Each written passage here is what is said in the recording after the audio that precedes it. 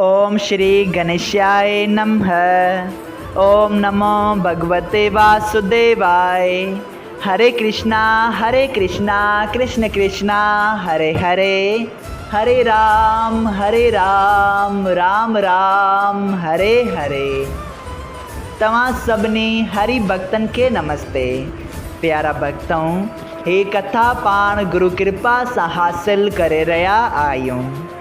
श्री गणपति सरस्वती जो दर ध्यान करिया तो माँ भागवत महापुराण जो बयान, जैमें व्यासदेव ऐं श्री सुखदेव जी कयो आहे श्री कृष्ण लीला जो गुणगान। सबई चओ जय भागवतम महापुराण। प्यारा भक्तों, कल कथा में पाण श्रीमद् भागवत महापुराण साहिब जे 11 स्कंद जे 7 अध्याय जे बे भाग में ॾिठो त श्री सुखदेव जी स्वामी ॿुधाइनि था त भगवान श्री कृष्ण उद्धव जी के कबूतर ऐं कबूतराणीअ जी कथा ॿुधाए थो। तंहिं बाद हिकु राजा जी कथा अचे थी जेको ज्ञान पाइण जी ख़्वाहिश सां घुमंदो फिरंदो हो। दत्तात्रेय महाराज के ॾिसी उन्हनि खे वेनती कयई त मूंखे कथा ॿुधा, भगवान जी लीला जो वर्णन करे ॿुधाए त मां आनंद पायां। जंहिं त दत्तात्रेय महाराज उन्हनि खे ॿुधाइनि था त मूं 24 गुरु कया। 25 गुरु मुंहिंजो बदन आहे ऐं मुंहिंजो जेको ज़ाती ॿियो गुरु आहे जंहिंखां मां नाम उपदेश वरितो आहे सो जुदा आहे। पोइ दत्तात्रेय जी महाराज ॿुधाइनि था त मुंहिंजो पहिरियों गुरु पृथ्वी आहे जंहिंखां मां 3 शयूं सिखियूं आहिनि। पहिरीं ॻाल्हि इहा त पहाड़ जीअं ज़मीन ते सभिनी खां मथे ऊचो रही पोइ बि सभिनी इंसाननि, पशुअनि ऐं पखियुनि खे पाण ते रहे थो ऐं पंहिंजी जॻहि तां कदाचित बि नथो चुरे, चाहे केॾा बि वॾा तूफ़ान अची वञनि। तहिड़ी रीति असांजो मन बि पहाड़ वांगर स्थल रही कॾहिं बि कंहिं शइ जो घमंड न करे ऐं माया मोह वग़ैरह में फासी या दुनिया जी हवाइनि जे जोकनि जे करे हू पंहिंजी जॻह तां चुरी न पवे। तंहिं करे पाण खे पृथ्वीअ खां हिकु इहा ॻाल्हि सिखणु घुरिजे। सबई चओ जय श्री हरि। प्यारा भक्तों, अॼु पाण श्रीमद् भागवत महापुराण साहिब जे 11 स्कंद जे 7 अध्याय जो 3 भाग शुरू करे रहा आहियूं। श्री सुखदेव जी स्वामी चवनि था त हे राजा, दत्तात्रेय जी चवणु लॻा त मूं पृथ्वीअ ते वणनि खे ॾिठो त हू धरतीअ मां पैदा थी पंहिंजी छांव ऐं फुलनि फूलनि सां सभिनी जीवन खे सुख ॾियनि था।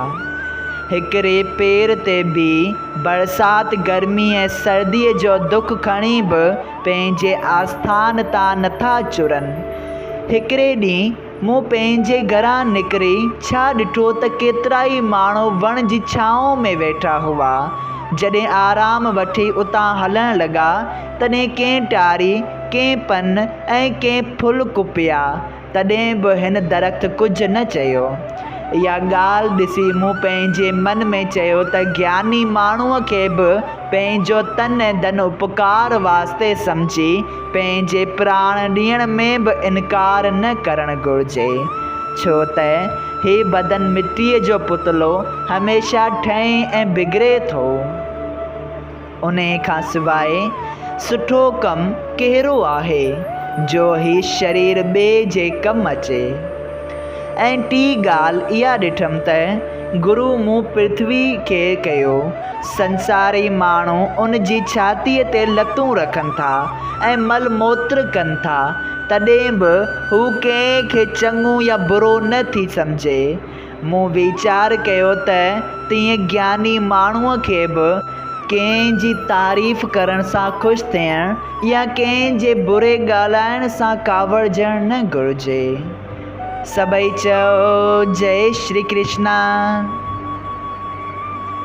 वधीक दत्तात्रेय जी चवनि था, ॿियो गुरु मुंहिंजो हवा आहे, यानी के पवन देवता, जो मूं हवा खे ख़ुशबूदार फलनि तोरे बदबूअ जी शयुनि मां लंघींदो ॾिसी पंहिंजे मन में चयो त ज्ञानी माण्हूअ खे बि जेके मिठो या करवो कर्म मूजिबि मिले उहो ख़ुशीअ सां खाई परमेश्वर जो सुमिरण ऐं ध्यानु करणु घुरिजे ऐं कंहिंजी बि निंदा वग़ैरह न करणु घुरिजे। सभई चओ जय श्री कृष्णा। प्यारा भक्तों, हिते कथा में दत्तात्रेय महाराज जे 3 ऐं 4 गुरुअ जो वर्णन कोन्हे थियल, जंहिं करे पाण वधीक अॻिते 5 गुरुअ ॾांहुं वधंदासीं। दत्तात्रेय जी महाराज चवनि था त 5हों गुरु मुंहिंजो आकाश आहे। जीअं गोलड़ जो गुल अंदरां खोखलो थी नंढनि नंढनि मच्छरनि सां भरियल रहे थो, तीअं पृथ्वी ऐं आकाश जे गोल अंदरि सभई जीव जड़ ऐं चेतन रहनि था। मूं हिन ब्रह्मांड में छा ॾिठो त सूरज जो प्रकाश पाणी भरियल बर्तननि चांदी सोने ऐं मिटीअ में हिकु जहिड़ो पए थो, यानी कि सूरज जो प्रकाश हर शइ हर वस्तुअ ते हिकु समान आहे। बर्तन भञण ऐं पाणी हारजण सां उहो प्रकाश वरी सूरज में मिली वञे थो। बर्तननि में छाया पवण सां कुझु तेज सूरज जो घटिजे नथो वञे, यानी कि ॿियनि खे ज्ञान ॾियणु, ॿियनि ते परोपकार वग़ैरह करण सां पंहिंजो कुझु बि घटिजे नथो, उल्टो इहो थींदो आहे त विराइण सां वधबो आहे। ऐं चवंदा आहिनि न वॾा, विराईंदाऊं त वधजंदाऊं, सेम उहा ई ॻाल्हि अचे थी। वधीक अॻिते दत्तात्रेय जी महाराज चवनि था, इहो हाल ॾिसी मूं सम्झियो त परमात्मा पुरुष खे जंहिंजी शक्ति 84 लख जूणियुनि में रहे थी सूरज वांगुरु सम्झणु घुरिजे। जीवन जे मरण करे उन जी कुझु बि हानि नथी थिए। उहो पंहिंजे तेज सां सूरज समान हर हंधि प्रकाश करे थो ऐं उन जी शक्ति सभिनी जीवन में रहण सां उन जो तेज घटिजे नथो।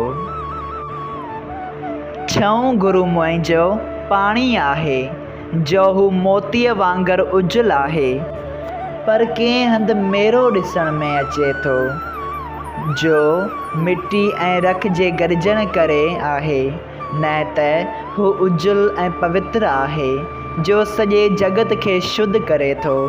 उन खे ॾिसी मूं चयो त ज्ञानीअ खे पाणीअ वांगुरु शुद्ध रही पंहिंजी मुलाक़ातीअ खे ज्ञान उपदेश सां पवित्र करे छॾणु घुरिजे, जंहिं करे सभु नंढा वॾा उन खे चङो चवनि। यानी कि जीअं पाण चवंदा आहियूं पाणी सभिनी खां पवित्र आहे, यानी कि पाणीअ जे पवण सां सभु अशुद्धायूं हलियो वञनि, तीअं ज्ञानी माण्हूअ खे बि अहिड़ो हलणु घुरिजे जो उन जे करे उन जे पासे वारा जेके बि रिश्तेदार साथी दोस्त मित्र आहिनि उहे सभु तरी वञनि ऐं भॻवान जे परम धाम ॾांहुं पहुचनि। सभई चओ जय श्री कृष्णा। श्रीमद् भागवत महापुराण साहिब जे 11हें स्कंद जे 7हें अध्याय जो 3 भाग संपूर्ण थियो। अगरि तव्हां सभिनी हरि भक्तनि खे हिन कथा मां लाभ हासिल थियो हुजे त कृपया हिन कथा खे ॿियनि हरि भक्तनि सां शेयर कजो त उन्हनि जो बि भलो थिए ऐं तव्हांजो बि भलो थिए। सभई चओ जय सिया राम, राधे राधे।